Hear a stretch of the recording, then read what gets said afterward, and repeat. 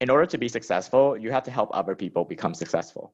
So I think that's the bedrock of any business, is that you're trying to solve a problem, you're trying to alleviate a pain, or you're trying to increase somebody's happiness if it's an item that's fulfilling that. And when you do enough of that, then you become successful. But if you don't do that, then you're not going to be successful. Are you a solopreneur looking to 2 times your revenue to fund your lifestyle and give back? Well, this podcast is for you. We bring you inspirational guests sharing actionable tips to solve many of the struggles you face each and every day. And now over to your host, Paul Higgins. Hello to the Build, Live, Give podcast. If you're a first-time listener, welcome.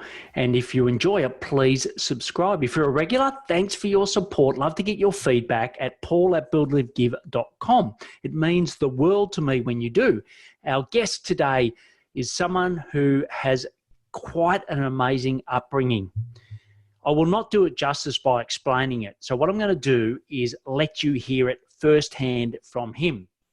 After we finished the interview, he also added that his mum is partly paralysed. It really gives a lot of context to his brilliant story. After graduating from Yale, he worked at Bain and he left after 3 years. Now he helps others get into management consulting with his business. He is a true giver in life, and in this interview, he also does the same. It's too good to miss. You will be inspired for sure. Why listen? His amazing story and the mentors that changed his life, the 3 steps to build a great remote team, and how to leverage YouTube ads to grow your business. I'll now hand you over to Davis Nguyen. Welcome, Davis Nguyen, from My Consulting Offer to the Build, Live, Give podcast. Great to have you here, Davis. Paul, thanks for having me. The honor's all mine. Look, I was so excited when you reached out to me through LinkedIn and said you're a regular listener of the podcast. I finally found the person that actually listens regularly. So it's great to have you on. And I know we've had excellent conversations in the past, so no doubt this is going to be another one. But why don't we just start with something that your family or friends know about you that we may not? So one thing that I think my friends and family, I love this question. My friends and family know about me that other people don't. And they're thinking this is going to be pretty hysterical, is that I am very obsessive with things. Like, as in when people think about, for example, they make their New Year's resolutions, they'll maybe buy a gym membership. I am literally the guy who goes to 10 gyms, tries it out for a day each, and then decides which one is the right gym for me. And to put things at even a bigger extreme is, let's say, something that recently happened. What was that? So I'm a huge Toastmasters member. I have been searching for the perfect Toastmasters. For anyone who doesn't know, Toastmasters is basically a public speaking group for people who want to improve their public speaking. And this week, I actually visited my 102nd Toastmasters. As in, most people are satisfied after they go to one Toastmasters meeting, but I am like at 102, and I don't plan on stopping. Oh, fantastic. I'm sure when Linda, my wife, listens to this, she'll laugh, because I'm more obsessive on things that don't matter as much, i.e. sport, right? So as my mates know, if I get hooked on a sport, which I've always got one in my life. So at the moment it's golf, and like Linda came in last night into the bedroom, and I've got watching some US PGA tour or something. She's like, haven't you watched enough golf? And I'm like, what do you mean? You can never watch enough golf. And then when I was in cycling, it was like, I used to watch the Tour de France. So very similar things with obsession. At least yours are more value adding, which is like Toastmasters and also going to the gym. So well done. Now, I know you had, quite an amazing career. You've been in real estate, you worked at one of the biggest consulting companies in the world. Just tell us, how did you get from there to, well, tell us a little bit about that and how you've got to running My Consulting Offer. Absolutely. So in order to say all that one, I actually have to take it back and go back all the way to actually before I was born. So we were actually talking about this before the show, but my family's from Vietnam, so originally there, and they actually escaped the Vietnam War after Ho Chi Minh City, Saigon, fell. And there's a mass migration during this time period where about 2 million Vietnamese actually left. They're called the boat people, but they literally went on fishing boats to come to the US or other countries, Australia. And you can imagine that going on a fishing boat, doing that trek is probably dangerous. In fact, people estimate that out of 2 million, roughly about 70 to 80% of those people never made it. to shore. Wow. So it's like, I hear this from my parents all the time, which is that they were basically one of 3 boats who left that night, and they never got contact with the other 2 boats. So you can only imagine what the other 2 boats happened. And so this beginning actually, when they made it to the United States, they didn't have much money. In fact, they were able to sell everything they had in Vietnam, which wasn't much, and they had about 200 USD between a family of 5, which doesn't go very far, for especially when you're an immigrant going through a new country. And from an early age, it's taught me that to be grateful for what I had. So as we were growing up, my family, I owe them the entrepreneurial blood, if you will, just because my grandma, my favorite entrepreneur, started a business after she had worked at Delta Airlines as a baggage carrier, and she invested everything into this business, which is a nail salon. So anyone who is watching this, if you ever wonder why the Vietnamese are doing your nails at these manicure and pedicure place, this is probably one of the only jobs that they could get back in the 80s and 90s. And so my grandma would open the store with no knowledge, no entrepreneurial experience, nothing. And literally people would go to her store, they would burn it down, they would rob her, they would boycott, they would do everything they can to stop her. And just growing up, that brought my first mentality. I know one of the questions that kind of spoiled me for any first-time listeners, but the effectiveness question, I'll talk about that in a bit. But my grandma taught me a lot of lessons about being an entrepreneur. So I knew I always wanted to be an entrepreneur. But growing up, my school system was called the worst school system in the US, as in you have like over 150,000 school systems. Our school system literally ranked at the bottom, which is like absurd statistically. So not much hope. And so for me, and that was in Atlanta, was it? This is in Atlanta, Yeah. Georgia. And so I share this because my upbringing is actually pretty unorthodox and how I ended up in all the places. But eventually I would go to college, I would get full scholarships to Yale and Harvard. And that's another story too on top of yourself, how a kid from the worst school system gets into some of the best schools in the world. And it was there where all these opportunities happened to me. It just so happened that I was given an opportunity to work in real estate because I was like, well, what else is there that's going to hire me? So let's work in real estate while I'm in high school and in college. And then during my summer in college, this is where life, I think, changed for me, which is that I love reading. And back in my home community, there weren't many mentors. In fact, the joke I used to tell is that the only lawyers we ever had in our community were basically criminal lawyers and divorce lawyers. So that was like the height of success, was being a divorce lawyer. And so I didn't have many mentors. So when I went to a place like Yale, I just basically read everything I could. So I read like the 4-Hour Work Week. I would read like Awaken the Giant Within, Tony Robbins, Tim Ferriss, and all these other books. And I would just start emailing these authors just to see if I could just work for them for free. And eventually some of them actually replied back. And 2 of them who are great mentors of mine today, Susan Cain, who wrote Quiet, the Power of Introverts, and Keith Ferrazzi, who wrote Never Eat Alone, decided to essentially take a chance on this kid from this poor neighborhood. And I ended up working with them on their 2 companies, 2 massive successful companies today. And at the end of my time with each of them, they basically said, hey, Davis, you know what? You're a kid, you have great energy, great hustle, tell you want to make an impact in the world, but you should probably consider management consulting. So I was like, well, I don't know what that is, but let me figure that out. So 3 weeks before the deadlines for these major consulting firms, I decided to apply and figured out a process similar to how I figured out how to get into Yale and Harvard, and ended up getting offers from some of the top firms in the world, which is unheard of because usually people prep months in advance or years in advance, and I had like 3 weeks. And so that was the journey of how I ended up working at Bain & Company in San Francisco.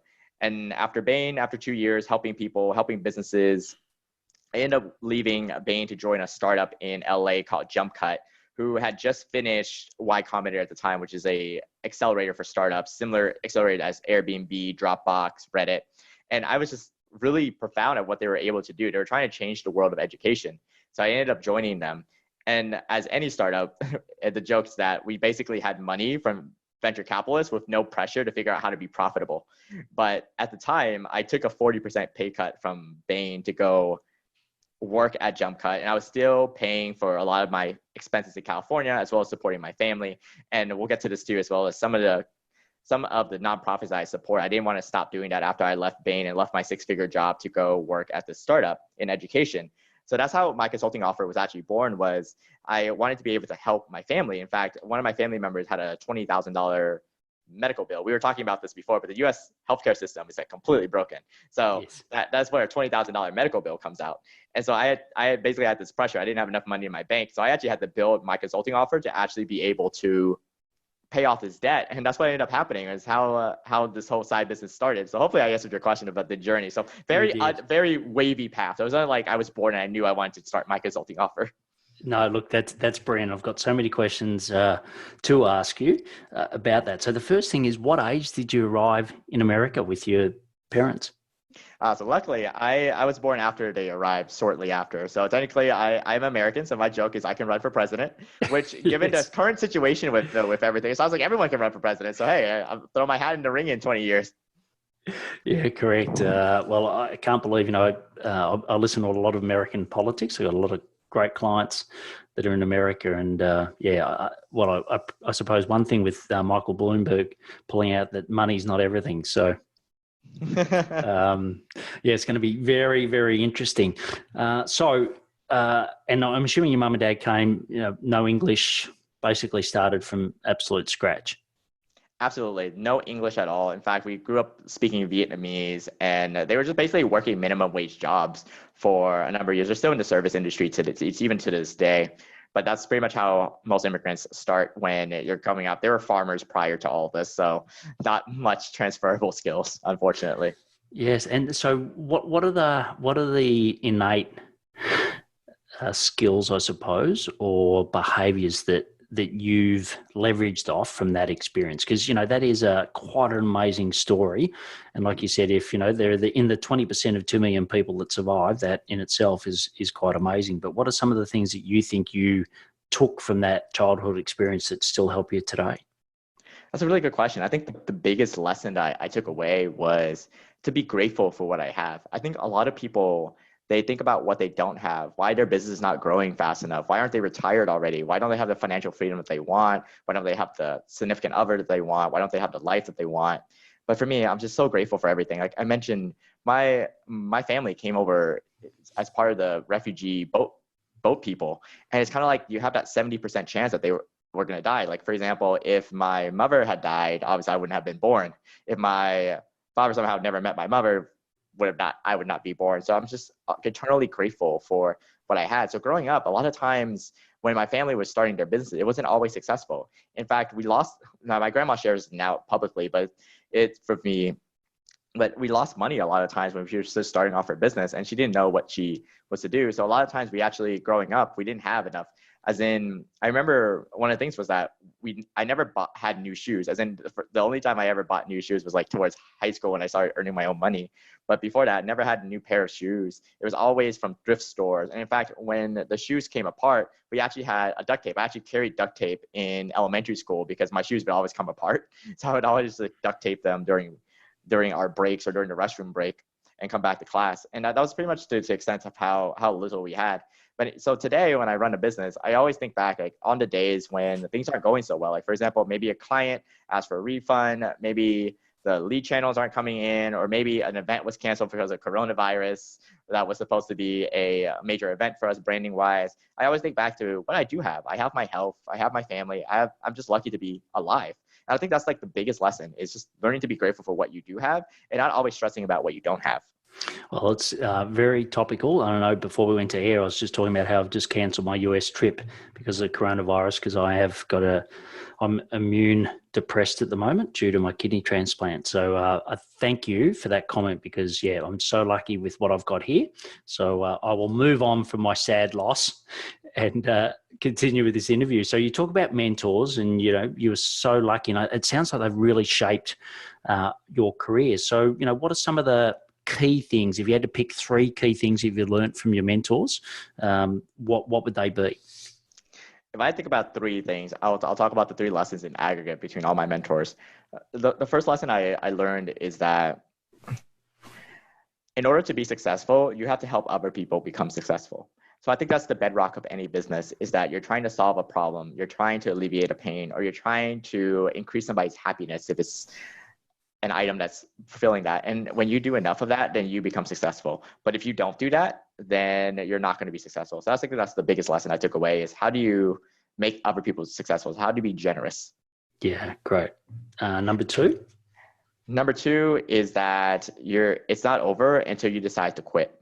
As in, people think about my consulting offer and they talk about our story of how quickly we grew.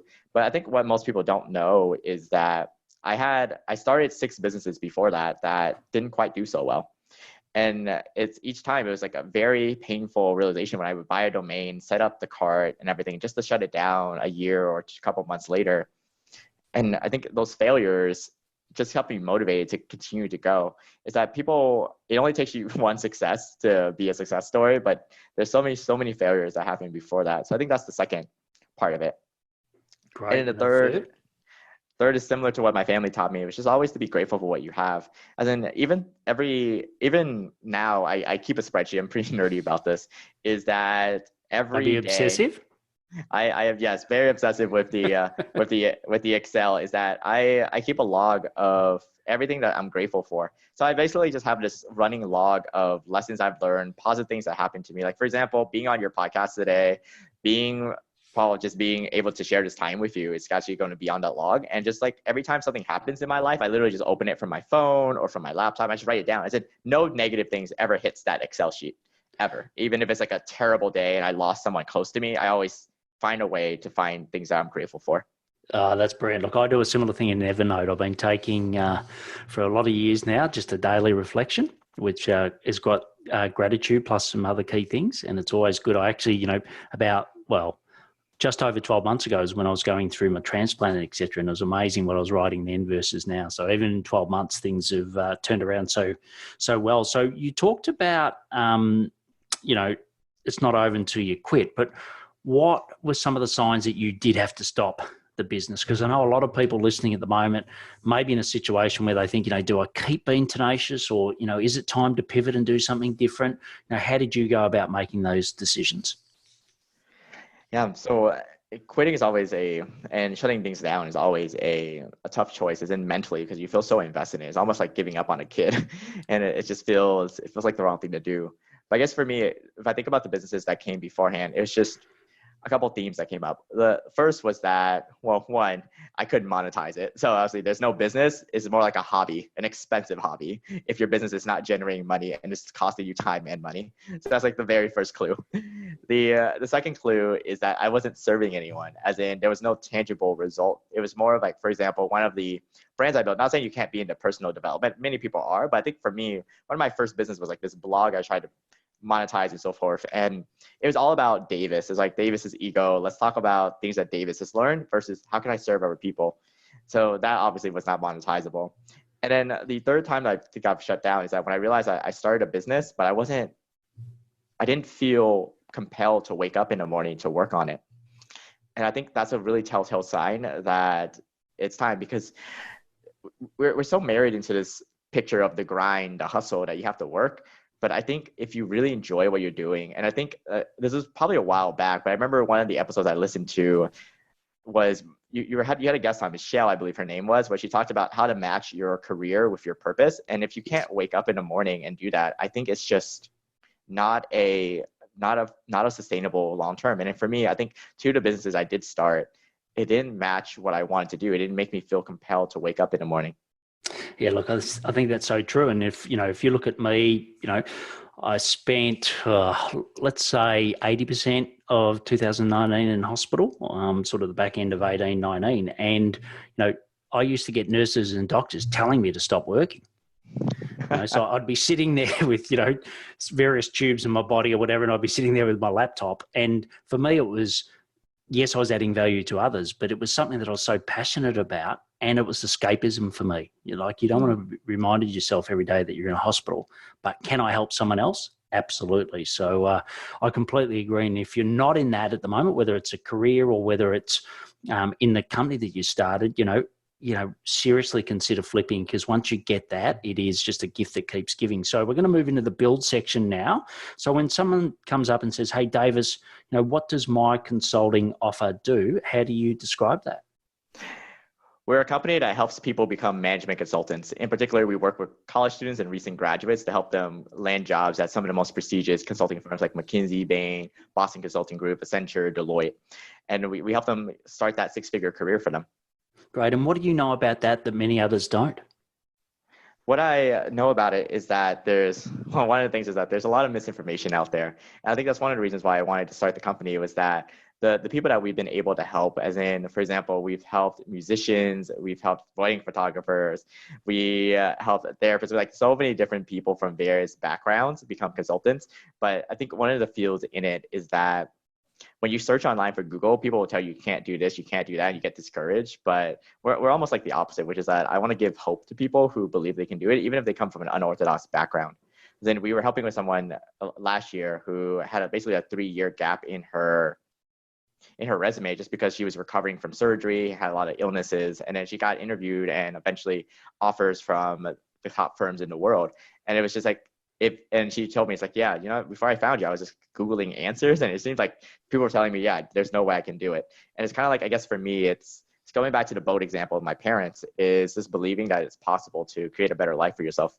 No, that's brilliant. And what are some of the, so, do you help them, how logistically, just take us through a little bit, not in depth, but, do you help them write the applications? Is there little tricks that you help people to get through I'm assuming, the huge barriers to join one of these prestigious companies? Absolutely. So there's our process. I always like to explain things simply. There's just two main things that we do, which is we help you get interviews and we help you pass the interviews. So getting interviews is making sure that you have the right network, the right networking strategy, making sure that you can connect with people who can help you, let's say, get a referral or these interviews at these firms. And then it's helping you with the CV, resume, the cover letter, answering questions about which firms you should apply to, what firms are hiring. So this is making sure you know all the opportunities and you have the best application possible. So we do work with you to create those applications and fine tune them. And then on the passing interview, once people get the interviews, we help them through mock interviews. We have a whole curriculum built out about how to actually answer some of the most common questions, how to think about it, how to minimize your time practicing, because a lot of people spend hundreds of hours preparing for these interviews. We're able to help people even within a week get their offers, and that's just through a system that we have. So it's basically just being able to practice what's the most important. So think of it as the 80-20, is then people go online and they find all this information. I basically just tell you, great, so these are the questions you're most likely going to encounter. Let's prepare for these. Brilliant. And with the resumes, etc., is there more video being introduced into these, or are they still mainly text? So it's two things. It's when they first join us, it's through video. So we do a video course.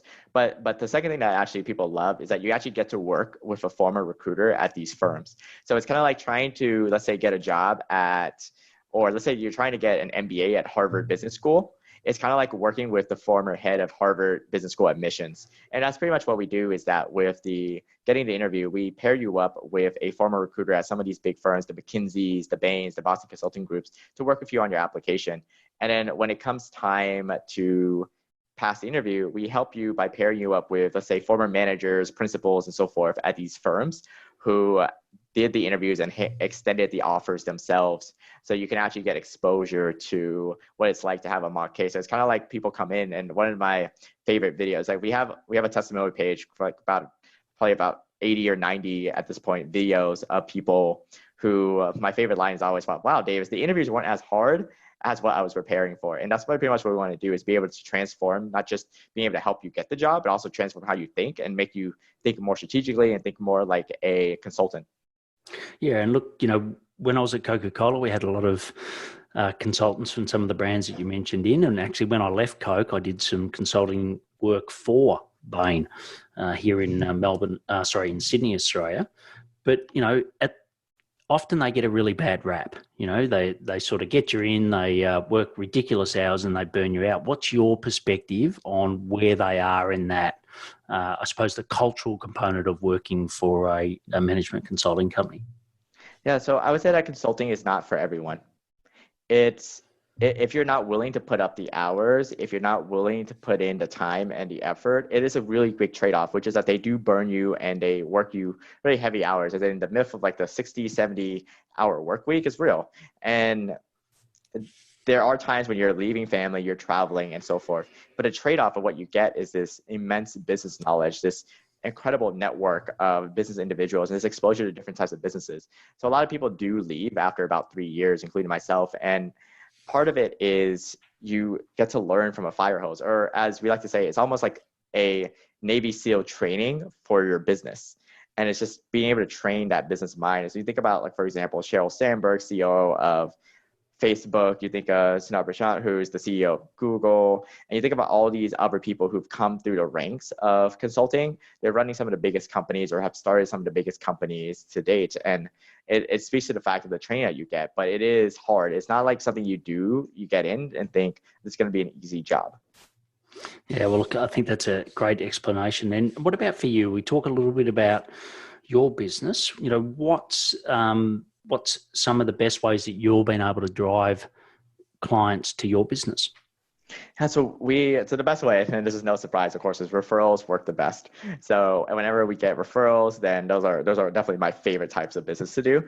But outside of referrals, we basically have three types of, call it, lead generation that we do. The first is we actually do live events. So a lot of the consulting clubs or universities that we partner with, we actually come to speak at. So when this is being recorded, I'm actually going to speak in Singapore at two of their universities. So I think the events will likely go virtual given the coronavirus, but but it's kind of like speaking to generate the leads and the interest there is one thing. It's like we're partnering with schools. The second is that we do a lot of SEO within the last year. So people find our articles online and they come to our site. And then the third is we do a lot of also paid ads as well. So no surprise there. So we do paid ads across Reddit, across Quora, across YouTube, and we even tested LinkedIn last month as part of both just posting organically as well as using ads on it. Great. And YouTube. So I know that there's a lot of talk at the moment around YouTube and, people are taking their money from Facebook across to YouTube. What's been your experience? What are a couple of tips you can give on how to get the best results out of YouTube ads? I love YouTube, as someone who has in my previous company spent millions on YouTube and Facebook. If I had to pick one, I would pick YouTube. Between the two as of 2020 of March. So this could change literally next week. But as of now, this is where my stance is. And the reason is that YouTube is just a lot cheaper right now and it's a lot more targeted. So for example, YouTube, anyone who's seen a YouTube ad, this, is that you could be watching a channel and then get an ad that you're like, wait, how did they know I was interested in this? It's like Google has such a powerhouse of knowledge between your search queries and everything else that they have on you that the power of the YouTube ad is just immense. But in terms of tips that I have for YouTube is with all ad platforms, I always say test it, validate it before I just don't believe it for me. But for YouTube, one of the things is that you have to be very data driven in order to succeed in it. So there's a combination of being creative, but you need to also understand the data. So YouTube is actually a very interesting and easy platform to learn, which is that you're just showing a video before a video plays. And this ad, you could really tell is that, actually for your own experience, is that after 5 seconds, people have a chance to skip the ad. So if you are going through and you can't even keep your audience past 5 seconds, you probably should fix that. And then the other one, of course, is the call to action, which is when people are done watching your ad, they click the video to continue to engage in that dialogue with you. Whether it's an e-commerce store or a consulting service like ours, do they actually click? So it's like at a very simple level, you're basically trying to get people to watch the video and then to click at the end. So you can just optimize for both the beginning and the end. And I think the 80-20 for YouTube ad discovered is get a really good hook, which is the first 5 seconds to keep people going. And then also to get a really good call to action at the end that they're willing to click. Once you master those, you can master the middle part of it as well. But YouTube, I think, also gives you such a big room for error just because there's not many people like Facebook. If you mess up, you are going to be outbidded as well as outbeaten by your competitors. But YouTube, a lot of room to grow in terms of it. So the costs, for example, are cheaper than Facebook. So you always have like a room for error. It won't always be that way as more people come on. But at least for now, the people who are on get this chance to experiment and learn. Yeah, I think that's brilliant. And the other one I think is at 30 seconds, that if someone doesn't watch 30 seconds, you don't pay for the click. Is that correct? That's correct. So you don't pay for the view. However, you do get penalized in other ways. Like for example, YouTube and Google know that if everyone is skipping, you're probably not going to be able. So for example, let's say that you're targeting a video, an NBA video, basketball, but it's not relevant and people keep skipping. Yes, you're not paying, but also they're going to stop sending that traffic because then YouTube and Google are not making money from it. Got it. And then of course they penalize you in other ways. Yeah, okay, got it. But I think, I think that's the other thing I've been taught is to be really clear on who this is for so that at least, you're not paying. But I also agree with you that if you get the 5 seconds right, well then, hopefully people watch it right through. So look, thanks for those insights, and I'll take those into my current testing on YouTube, because I've just a novice. I've just started, but a big shout out to Alana Wexler, who's helping me on that. She's a gunner. I'll put her details in the show notes. So your team, I know you've got I'm pretty sure you've got a dispersed team, not all in one spot. Any tips on how you run a team that may not be all high-fiving every day in the same spot? Good question. So I think the first thing to make sure before you manage a team is I always think about running a team in 3 phases, which is making the right hires, managing them, and making sure that they love working with you. So those 3 things, right? And I think that it always begins before we talk about the managing is hiring the right people. So I always think about how can the person I'm hiring, are they an A+ player? Just to give you an example, is that one of the first hires we made was our operations manager, who's fantastic. But I literally went through 200 candidates before we got to her. Wow. And so I need a operations manager yesterday. And I didn't hire until about 5-6 months later, because we went through 200 applications, interviews, trial periods, and they just weren't right. But when she came on, I was like, she's brilliant. And she basically self-motivated, manages herself, suggests ideas, and it's part of it is still the managing process. But when you have like A+ players, people who are just willing to put their best effort and you don't have to handhold them, it pays dividends, even if it means that you have to suffer a little bit longer finding the right person. So I think the best. Sorry, just quickly on that, Davis, how quickly did you know she was the right person? Was it intuitively that she was the right person, or did the testing, etc., prove that she was? So it's during the testing and the hiring process. So our hiring process for all roles is that at some point, assuming your resume looks good, in fact, I don't even do resumes, it's more like a video, and I look at your resume, but more importantly is how's your whole package together. And then we essentially, when you move on, I give everyone a project and I see how well they do on the quality of the project. So the project kind of mimics call it like a 2-3 hour test period of the role that you're going to have. And I see how you do. That's the first thing. And the second is that I actually see how quickly you turn it back. So in case our operations manager I told her she had a week to do it. She returned it within 24 hours, like 23 hours actually. And she did the whole thing while she was working her full-time job at the time. And then the project wasn't perfect. I would say it was good, but it wasn't great. There were people who were doing certain things better, but I gave her a ton of feedback and I said, hey, if you want to resubmit, totally optional. And then she resubmitted within another 24 hours. And this time it was like definitely great work. So at that point, I knew that it was going to be a good fit, even before I got on a phone call with her to talk about the fit and the culture part of it. And of course, once she started working. She was on a trial period. And I think within a month, I knew I made the right hire. And it became very clear 6 months later. Brilliant. That's fantastic. Well, look, before we go into the next section, which is the live section, I would like to tell you about my book called Build, Live, Give. I go through all the lessons I learned leaving Coca-Cola to run my own business, how I scaled and kept it going whilst going through my transplant that I mentioned before. I give you the same 5 growth drivers, which I use to help 257 coaches and consultants to build, live, give. Just go to buildlivegive.com/book to get your copy today. And all the proceeds go to a great charity called the Purple House, which help Indigenous people get access to dialysis in rural Australia, which is something very close to my heart. So next section, live. So why don't you tell us some of your daily habits that make you so successful? I feel this is great. And then there's I'll share some of my habits, but before I do that, I will mention, oh wow, I've listened to so many podcasts, I'm trying to remember his name, but there was one who said put your personal life first that came out probably like a month or 2 ago. And I think there was like such a great advice there. So a lot of it's going to be overlapping there. Yeah, one of your episodes there. But the first thing is literally put your personal life first. Is a lot of people, they grind, they hustle. And I was one of these people too.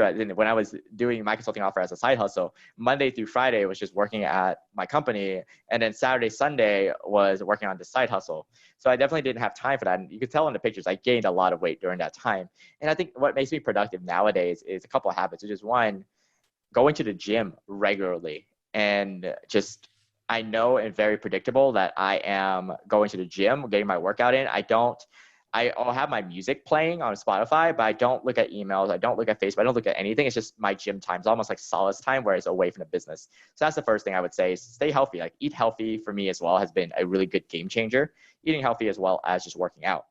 The second thing is also balance in my life is I was talking to a friend about this is that I think a lot of entrepreneurs, they're married to this idea, and I do work hard too. I still work these crazy hours, but I also have balance in my life. I mentioned Toastmasters. I love going to Toastmasters. I go about twice a week.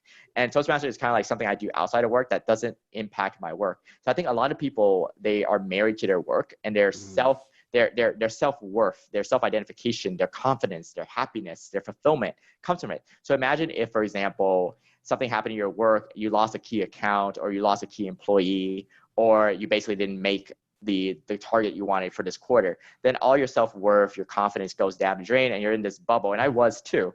But every time I have a bad day, I can still go to Toastmasters and it's almost like a different realm for me, where it's like a completely different environment. I think having that secondary environment doesn't have to be Toastmasters. Like I said, I have the gym, have church community, so forth. I think it's a little different for everyone. But having that second balance really helps out as well. Yeah, look, I think that's great. And I know certainly for me, a lot of my identity was related to Coca-Cola. So, my father worked there, I met my wife there, had been there 18 years. My dad had been over 25 years. I basically grew up, the only thing I really knew was Coca-Cola. And it took me quite some time to, distance myself when I left and create a new identity. So I completely understand what you say. And, I can't, and I apologize to our great guest that did mention personal life first, but I think that is so important. The next section is the give section. So what's a charity or community that you're passionate about and why? Oh man, so many of that. So we actually donate a lot of so for background information is that when people work with us, they pay a percentage upfront to work with us, but that's just to make sure that they have some skin in the game.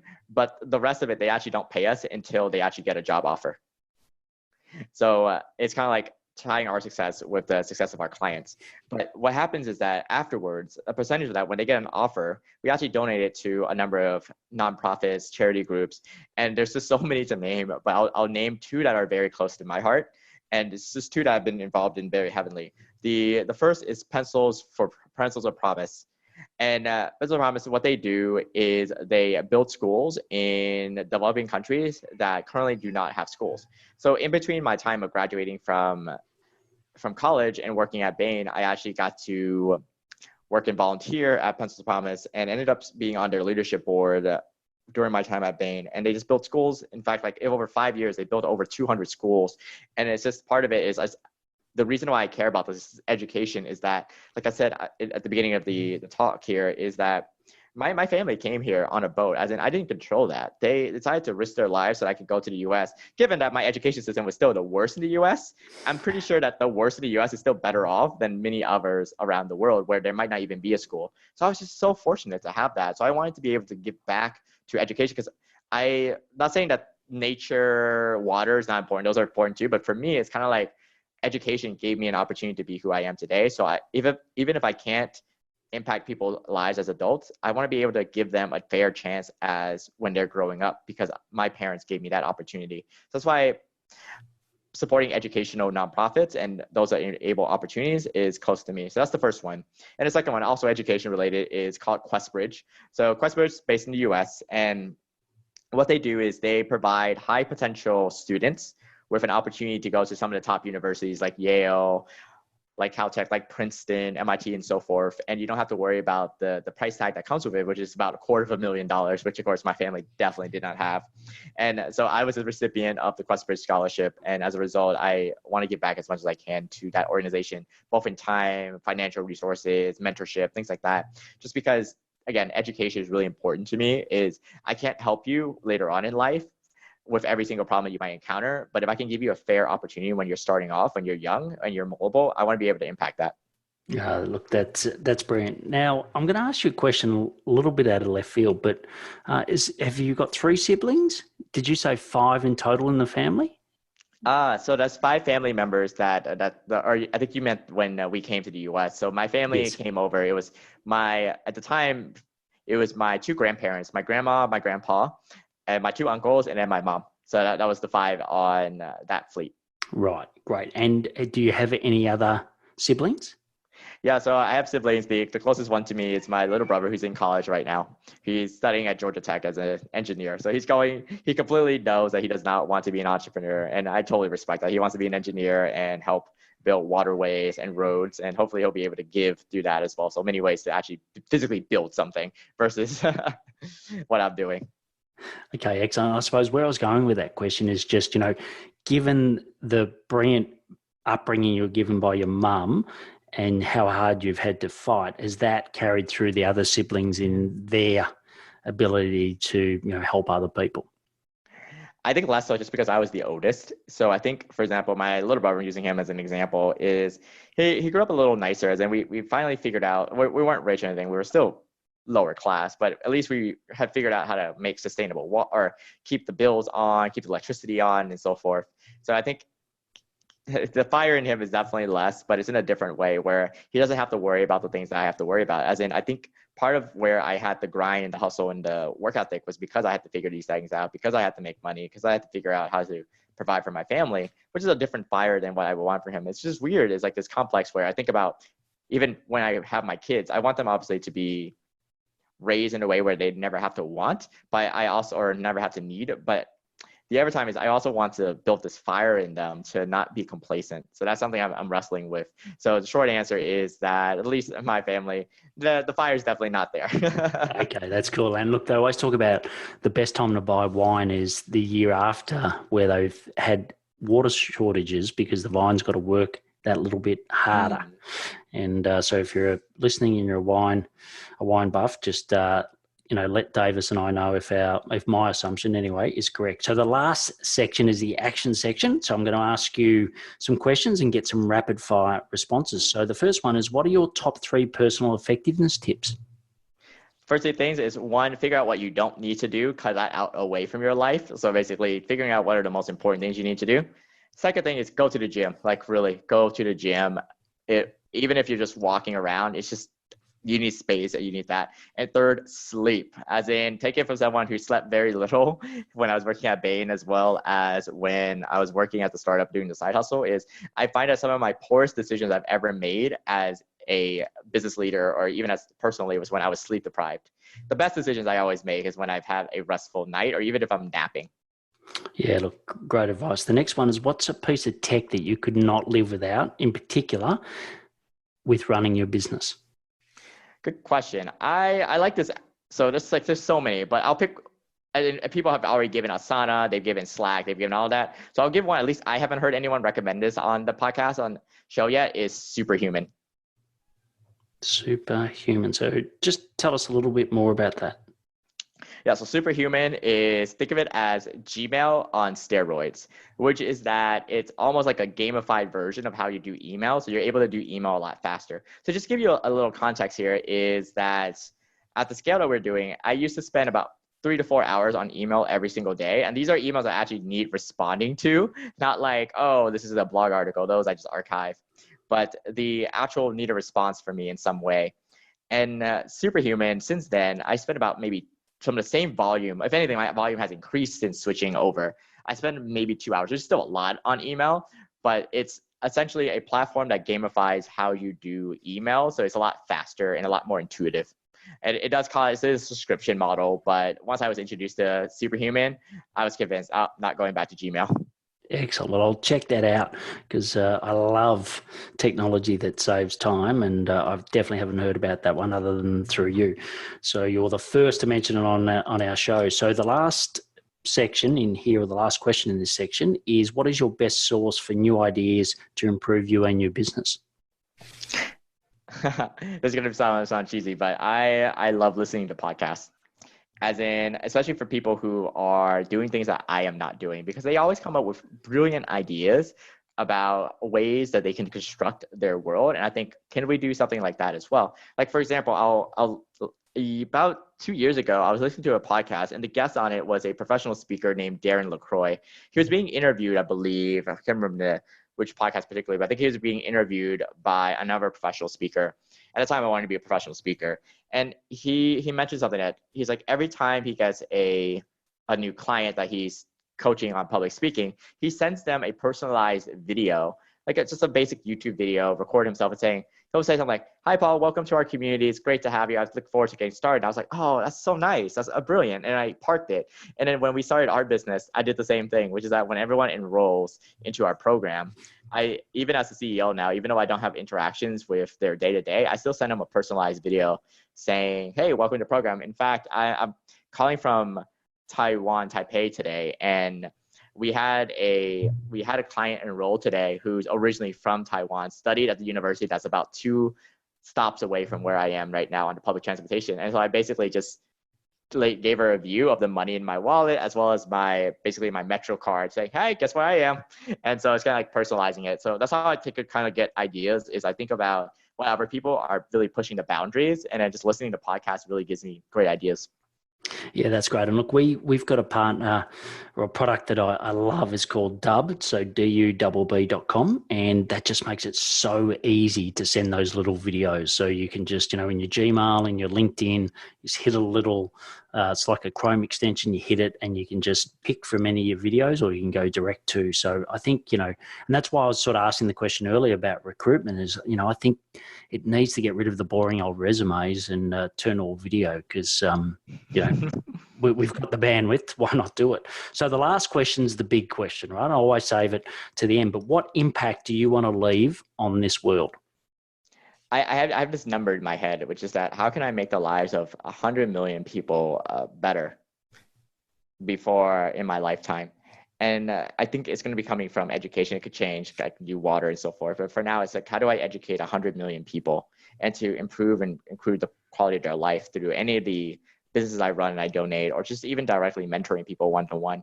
And I think that's the impact I want to make, because I'm just so blessed and so lucky that when my family came over, as I keep mentioning it, but it's like every day I think about the fact that they didn't have to take that dangerous boat ride. They could have stayed farmers. I could have been born in a rural village in Vietnam, and my life would be completely different.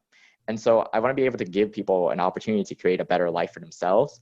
And that's the impact I want to leave, is how do I make the world and think, when people are gone, I don't care if they remember my name or not, but I think, wow, my life was made better because somebody did this. Yeah, no, look, that's absolutely brilliant, and very much in line with our brand, Build, Live, Give. So it's been awesome having you on. I've thoroughly enjoyed our conversations in the past, but today I've literally filled my sheet of notes with all the great tips you've given everyone listening. So you can find out more about Davis and the great work that he does at myconsultingoffer.org, and you can also find him on LinkedIn as well. But Davis, thanks for not just being on today, and sharing your knowledge, but having that brilliant mission to help 100 million people. And I feel like I'm one of them, so you can tick one off out of the 100. Well, Paul, it goes both ways. All right, brilliant. Thanks a lot, Davis. Thank you. I know as an interviewer you should never be biased, but I really enjoyed that interview. Davis is just such an incredible guy with an incredible story, and I'm sure we're going to hear him around the world where he's there to help 100 million people. I'm sure he's going to achieve it. You can get all the show notes at buildlivegive.com. If you believe someone you know would benefit from the show, please share. Davis would love to get your feedback and appreciation on LinkedIn. So the profile will be in the show notes. You can get the Build, Live, Give book at buildlivegive.com/book. If you like it, please send us a review. We'd really love it. And if you've already read it, do that as well. Link in the show notes to everything that was mentioned, including those. So please take action to build your business and lifestyle. Thank you for listening to the Build, Live, Give podcast. If you like what you heard, please subscribe and leave us a review. It would mean the world to us.